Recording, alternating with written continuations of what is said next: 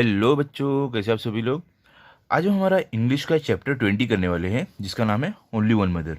ठीक है, ये मैं आपको एक्सप्लेन करूंगा हिंदी में। ओके, और उसके बाद इस वीडियो के आखिरी में हम इसके क्वेश्चन आंसर्स भी करेंगे। ठीक है, इसके लिए आप वीडियो आखिरी तक ज़रूर देखना। ओके, लेकिन इससे पहले अगर आप चैनल पर नए हो तो चैनल को सब्सक्राइब करो और बेल आइकन को प्रेस करो, ताकि आपको हमारे आगे के भी वीडियोस मिलते रहे। और इसी वीडियो के कमेंट सेक्शन और डिस्क्रिप्शन बॉक्स में मैंने एक प्लेलिस्ट का लिंक दिया है, जिस पर आप क्लिक करोगे तो आपको हमारे सारे वीडियोस मिलेंगे। ओके, चलो स्टार्ट करते हैं। देखो यहाँ पे क्या लिखा हुआ है, ओनली वन मदर। मतलब कि क्या होता है इसका, ओनली मतलब सिर्फ, वन मतलब एक, मदर मतलब माँ, मतलब कि सिर्फ एक माँ। मतलब कि हमें इस पोइम में क्या बताया गया है कि जो माँ रहती है, जो मम्मी रहती है, वो सिर्फ एक ही रहती है पूरी दुनिया में। ठीक है, ऐसा तो हो नहीं सकता आपकी दो दो मम्मी रहे, सिर्फ एक ही मम्मी रहती है। ठीक है, तो चलो पोएम स्टार्ट करते हैं, देखते हैं। यहाँ पे देखो क्या लिखा है आपको, hundreds of stars in the pretty sky. Stars मतलब क्या होता है, तारे। ठीक है, प्रिटी मतलब क्या, सुंदर, स्काई मतलब आसमान। क्या बोल रहे हैं यहाँ पे कि सुंदर से आकाश में, सुंदर से आसमान में बहुत सारे तारे हैं, सैकड़ों तारे हैं। Hundreds of shells on the shore together. शोर क्या होता है, मतलब समुद्र का किनारा, टुगेदर मतलब साथ में। शेल मतलब क्या होता है, जिसको आप सीपी बोलते हैं ना हिंदी में, वो। ठीक है, तो क्या बोल रहे हैं कि सैकड़ों जो सीपी है, जो शेल्स है, वो समुद्र के किनारे साथ में पड़े हुए रहते हैं। ओके, आगे क्या है, hundreds of birds that go singing by. Birds मतलब क्या, कौन है, चिड़िया। सिंगिंग मतलब गाना। तो यहाँ पे क्या बोल रहे हैं कि सैकड़ों चिड़िया गाते हुए जाती है। ठीक है, आगे क्या है, hundreds of lamps in the sunny weather. Lamp मतलब क्या होता है, जो भेड़ रहती है ना, भेड़, उसका बच्चा, उसको लैम्प बोलते हैं। ठीक है, सनी वेदर मतलब क्या होता है कि जब भी धूप निकली रहती है, एकदम सुंदर सा मौसम रहता है, धूप निकली रहती है, उस मौसम को बोलते हैं सनी वेदर। तो क्या बोल रहे हैं कि सुंदर से जब मौसम होता है, जब धूप निकली रहती है, वो टाइम हमें सैकड़ों लैम्प मतलब भेड़ के बच्चे देखने मिलते हैं। ओके, आगे क्या भी देखो आपको, hundreds of dew drops to greet the don.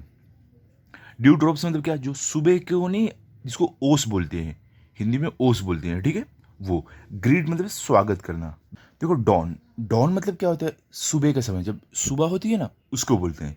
तो क्या बोल रहे हैं कि सैकड़ों जो ओस की बूंदें रहती हैं, वो सुबह का जो समय रहता है, जो सुबह होती है, उसका स्वागत करने के लिए तैयार रहते हैं। हंड्रेड्स ऑफ बीज इन द पर्पल क्लोर। बीज मतलब क्या होता है, मधुमक्खी। क्लोवर मतलब क्या होता है, ये एक फ्लावर है, एक फूल है। देखो पर्पल मतलब और क्या होता है, पर्पल मतलब बैंगनी जिसे बोलते हैं ना, वो। तो यहाँ पे क्या बोल रहे हैं कि जो सैकड़ों मधुमक्खियाँ रहती है, वो जो बैंगनी फूल रहता है वहाँ पर देखने को मिलती है। Hundreds of butterflies on the lawn. Butterflies मतलब क्या होता है, मतलब कि तितली। लॉन मतलब क्या, आप बोल सकते हो बागीचा। तो क्या बोल रहे हैं यहाँ पे कि हमें सैकड़ों जो बटरफ्लाई, जो तितली होती है, वो हमें लॉन में या बोल सकते हो गार्डन में देखने मिलती है। But only one mother the wide world over. Mother मतलब क्या, माँ, बट मतलब लेकिन, वर्ल्ड मतलब दुनिया बोल सकते। अब देखो पोइट क्या बोल रहे हैं कि लेकिन इस पूरी दुनिया में, इतनी बड़ी दुनिया में, माँ सिर्फ एक है। सिर्फ एक ही माँ होती है हर किसी की। ठीक है, तो आप समझे पोइट क्या बोल रहे हैं। पोइट ने पहले हर चीज़ों को गिनाया कि हमें पहले देखो क्या, आसमान में हंड्रेड्स मतलब 100 होता है, आप बोलते हो सैकड़ों। क्या बोले, आसमान में हमें सैकड़ों तारे देखने मिलते हैं। हमें समुद्र के किनारे शेल्स जो सीपी रहती है, वो बहुत सारी सैकड़ों देखने मिलती है। आसमान में हमें बहुत सारी चिड़िया देखने मिलती है। हमें जब सनी वेदर रहता है, जब धूप निकली रहती है, वहाँ पे हमें बहुत सारे भेड़ के बच्चे दिखते हैं। हमें सैकड़ों जो ओस की बूंदें रहती है सुबह सुबह, वो देखने मिलती है। हमें बहुत सारी मधुमक्खियाँ देखने मिलती है, बहुत सारी तितली देखने मिलती है। लेकिन जब माँ की बात आती है, तो वो पूरी दुनिया में हर किसी की एक माँ होती है। ठीक है, तो यही यहाँ पे पोइट बता रहे हैं कि कैसे हर किसी की सिर्फ एक ही माँ होती है, लेकिन अगर हम दूसरी चीज़ों को देखेंगे तो हमें सैकड़ों की मात्रा में देखने मिल जाती है। ओके, और ये जो पोएम है, इसका पोइट है जॉर्ज कूपर। ठीक है, इन्होंने ये सुंदर पोएम लिखा है। ओके, आई होप आपको अच्छे से समझी होगी। अब चलते हैं हम इसके एक्सरसाइज की तरफ। जो क्वेश्चन आंसर्स है वो ये मैंने आपके लिए लिख के रखा है। आप पेन और बुक निकालो, आप भी फटाफट मेरे साथ लिख लो। ओके, चलो स्टार्ट करते हैं। तो देखो यहाँ पे मैंने आपके लिए लिख के रखा है। क्या है, देखो यहाँ पे चैप्टर का नाम ओनली वन मदर। तो इसमें देखो आपको पहला क्या है, मीनिंग्स। ओके, फर्स्ट क्या है इसमें, देखो क्लोर। क्लोर मतलब क्या था, अ टाइप ऑफ प्लांट, मतलब कि एक तरीके का प्लांट है जिसपे फ्लावर्स आते, फ्लावर आप बोल सकते हो। ठीक है, अब देखो सेकंड क्या है, प्रिटी। प्रिटी मतलब क्या होता है, ब्यूटीफुल, मतलब कि सुंदर। थर्ड क्या है शोर, शोर मतलब क्या होता है the land along the edges of the sea, मतलब कि आप बोल सकते हो आसान शब्दों में समुद्र का किनारा। फोर्थ क्या है लैम्ब, इसका मतलब क्या होता है अ बेबी शीप, मतलब कि आप बोल सकते हो जो भेड़ रहती है उसका बच्चा, ठीक है। अब देखो आपको सेकंड में क्या दिया गया है यहाँ पे आपको make a list of the rhyming words in the poem, add one more rhyming word of your own to each pair. अब क्या बोल रहे हैं आपको कि जो भी पोएम में हमें राइमिंग वर्ड्स दिए गए हैं वो आपको लिखना है और आपको खुद का एक ऐड करना है। इसमें देखो फर्स्ट क्या है आपको स्काई, इसका राइमिंग वर्ड क्या है बाय, और आप ये हमें पोएम में दिया हुआ है, आप अपने मन का क्या लिख दोगे फ्लाई, ठीक है। सेकंड क्या है अभी देखो, सेकंड है वेदर, इसका राइमिंग वर्ड जो होता है पोएम में क्या है मदर, तो आप खुद से क्या लिख दोगे ब्रदर। हाँ एक बात मैं आपको बताना भूल गया, राइमिंग वर्ड क्या होता है पहले वो मैं आपको बता देता हूँ एक बार। राइमिंग वर्ड मतलब कि एक ऐसे वर्ड, मतलब दो ऐसे वर्ड आपको लिखने हैं जिसकी आवाज़ सेम हो, भले से उनका मतलब अलग हो, ठीक है। जैसे कि यहाँ पे वेदर, वेदर मतलब मौसम, मदर मतलब माँ, तो देखो दोनों का मतलब अलग है लेकिन आवाज़ से मारी, देखो वेदर मदर, तो ये हो गया राइमिंग वर्ड, ओके। थर्ड है डॉन, डॉन मतलब क्या सुबह का समय आप बोल सकते हो, जब सूरज निकलते एकदम सुबह सुबह। लॉन, लॉन मतलब क्या होता है आप बागीचा बोल सकते हो, तो ये हो गया। आप अपने मन से क्या लिखोगे फॉन। फोर्थ क्या क्लोवर, क्लोवर के क्या राइमिंग वर्ड है, ये हमें पोइम में क्या दिया ओवर, आप अपने मन से रोवर लिख दोगे, ओके। अब देखो थर्ड में आपको क्या दिया गया है, यहाँ पे थर्ड में है write some more expression like hundreds of, expand each expression example hundreds of children in the school. अब देखो क्या बोल रहे हैं कि जैसे पोएम में दिया गया है हंड्रेड्स ऑफ, तो इसी तरीके से आपको भी कोई वर्ड इससे और भी एक्सप्रेशन बनाने हैं जिसकी example hundreds of children in the school, मतलब कि सैकड़ों बच्चे स्कूल में, तो इस तरीके से आपको एक्सप्रेशन बनाने लिखना है आपको। तो आप कैसे लिख सकते हो, पहले देखो hundreds of people in the temple, मतलब कि सैकड़ों लोग मंदिर के अंदर। Hundreds of birds on the trees, मतलब कि सैकड़ों चिड़िया पेड़ के ऊपर। थर्ड क्या hundreds of mosquitoes in the garden, मतलब कि बागीचे में सैकड़ों मच्छर।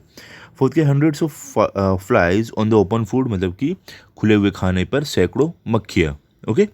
अब देखो आपको क्वेश्चन नंबर 4 क्या दिए गए हैं, आंसर द फॉलोइंग क्वेश्चंस। इसमें पहला क्या है what examples of plentiful things does the poet give, क्या बोल रहे हैं कि पोएट ने बहुत सारी चीज़ों के एग्जांपल्स कैसे दिए, तो आप आंसर पे क्या लिखोगे, मतलब कौन कौन से एग्जांपल दिए हैं जो उसने सैकड़ों की मात्रा में बताया, तो आप कैसे लिखोगे।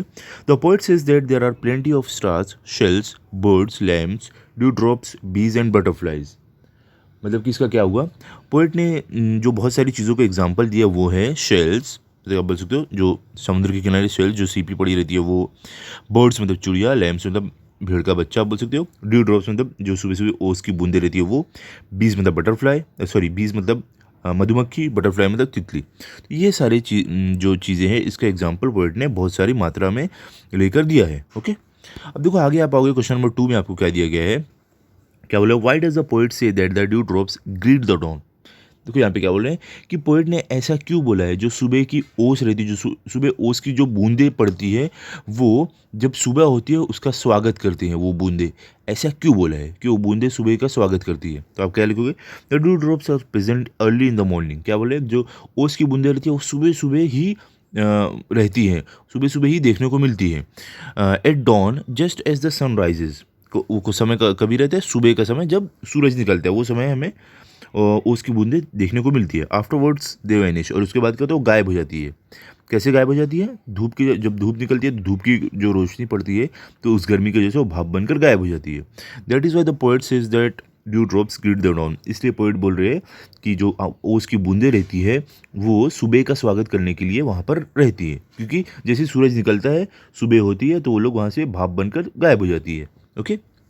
थर्ड क्या है do you agree with the poet's thoughts why, क्या बोल रहे हैं क्या आप जो पोएट जो सोचते हैं उनकी जो सोच है आप उससे एग्री करते हो, उसे मानते हो, और क्यों, तो आप क्या लिखोगे yes I agree with the poet's thought, मतलब कि हाँ मैं जो पोएट ने जो भी बोला है, कवि ने जो भी बोला है उससे मैं एग्री करता हूँ या करती हूँ।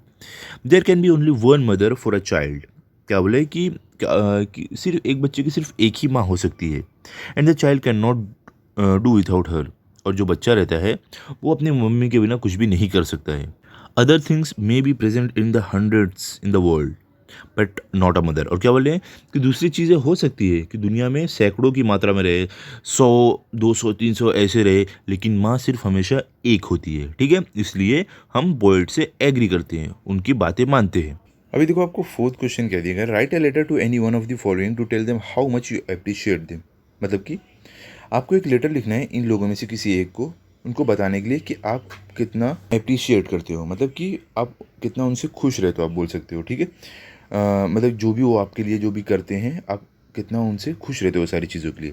तो किन को आप लेटर लिख सकते हो, योर मदर अपनी माँ को, योर फादर अपने पिताजी को, any one of your relatives मतलब किसी भी एक रिश्तेदार को, या तो योर टीचर अपनी टीचर को, ठीक है।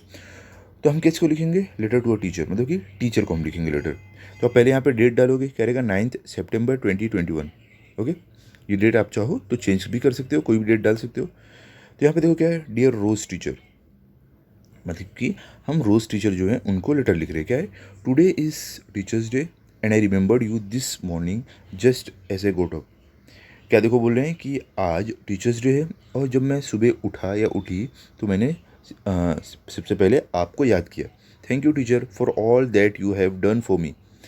और क्या बोल रहे हैं कि धन्यवाद टीचर जो भी आपने मेरे लिए किया है। You were my English teacher last year and you make the lessons in our Bal Bharati so interesting that I grew to love language. और क्या बोल रहे हैं कि आप पिछले साल मेरी इंग्लिश टीचर थी और आपने हमारे जो इंग्लिश के जो लेसन्स है, जो चैप्टर्स हैं, उनको इतने अच्छे से समझाया, इतने अच्छे से पढ़ाया कि अब मुझे इस लैंग्वेज से प्यार हो गया है। You also encourage us to read, और आपने हमें पढ़ना भी सिखाया कि हमें पढ़ना चाहिए। Today I love reading books and my knowledge and language has improved tremendously. मतलब कि आज मुझे बुक्स पढ़ना बहुत पसंद है और जो मेरी नॉलेज है, जो मेरा ज्ञान है और जो मेरी लैंग्वेज मतलब भाषा है, वो बहुत ज़्यादा इम्प्रूव हो चुकी है, बहुत ज़्यादा अच्छी हो चुकी है, ओके। अब देखो यहाँ पे लास्ट में क्या रहेगा, लास्ट पे क्या रहेगा, teachers you also taught us to be kind hearted and loving. और क्या बोल रहे हैं कि टीचर आपने हमें काइंड हार्टेड मतलब कि अब उसको दयालु और प्यार से रहना सिखाया है। You never shouted at us how ever not you were but always made us understand things. और क्या बोले कि आपने कभी भी हमारे ऊपर चिल्लाया नहीं है, हमें भले से हम कोई भी शरारत करते रहे हैं, बल्कि आपने हमें चीज़ों को समझाया है। Thank you so much for all this. ये सब सारी चीज़ों के लिए बहुत बहुत आपका धन्यवाद। I will always remember you, मैं हमेशा आपको याद रखूँगा या याद रखूँगी। Your obedient student Rahul Jaiswal, आपका प्यारा स्टूडेंट राहुल जायसवाल। यहाँ पे आप अपना नाम लिख सकते हो या जिसका भी नाम लिखना चाहो लिख सकते हो, मतलब आप लेटर लिख दो, आप अपना नाम ही लिखो, ओके। ये हो गया हमारा। अभी अगले वीडियो में मैं आपको अगला चैप्टर दूंगा जो मैंने आपके लिए लिख के रखा है, तो आप चैनल को सब्सक्राइब करके रखो ताकि आपको अगला चैप्टर भी मिले। और ये चैप्टर जो अभी जो पोएम है हमने अभी किया, आप इसे अच्छे से पढ़ लो और लर्न कर लो ताकि अगर आपका टेस्ट हो तो आपके फुल मार्क्स आए, ओके। तो मिलता है अगले वीडियो में। अगर आपको ये वीडियो अच्छा लगा तो आप इस वीडियो को लाइक करो, अपने दोस्तों के साथ शेयर करो और चैनल को सब्सक्राइब करो। Thank you.